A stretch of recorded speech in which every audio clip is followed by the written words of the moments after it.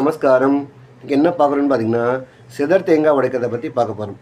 வருகிற 27ஆம் தேதி புதன்கிழமை விநாயகர் சதுர்த்தி அன்று நாம் ஏன் தேங்காய் உடைக்கணும்னு பார்த்தீங்கன்னா, நம்ம இருளை அகற்றி கருமம் என்ற மாயை அகற்றி நம் மனம் அழுத்தத்தை நீக்கி நன்மை பெறுவதற்காக தேங்காய் உடைக்கிறோம். அந்த தேங்காயில் என்ன ஒரு நன்மை இருக்குதுன்னு பார்த்தீங்கன்னா, 3 கண் உடைய தேங்காய்.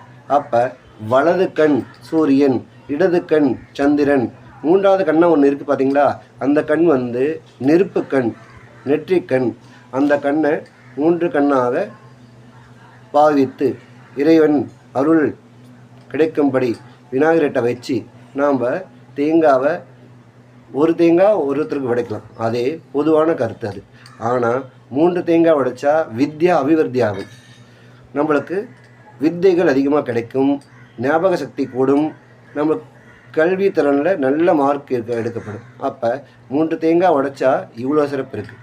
அதே 5வது தேங்காய் உடைச்சா நம்ம குடும்ப இருள் நீங்கி மாயேன்கின்ற விளக்க விலகி நன்மை பெறும் 5 தேங்காய். 7 தேங்காய் நோயற்ற வாழ்வு வாழலாம். அதே 11 தேங்காய் உடைச்சிங்கன்னா சகல காரியம் வெற்றி. அப்போ 108 தேங்காய் உடைக்கிறது இருக்குது. அப்போ 108 தேங்காய் வேண்டுதலுக்காக 108 தேங்காய் உடைப்பாங்க. இப்போ நம்ம சாதாரணமாக நம் எண்ணங்கள் நிறைவேறணும் பார்த்திங்கன்னா நாங்கள் இப்படி வழிபட்டுருணும் அங்கிறத நாம் தெரிஞ்சுக்கிறோம். அப்போ தேங்காய்ங்கிறது பிள்ளையாருக்கு உகந்தது.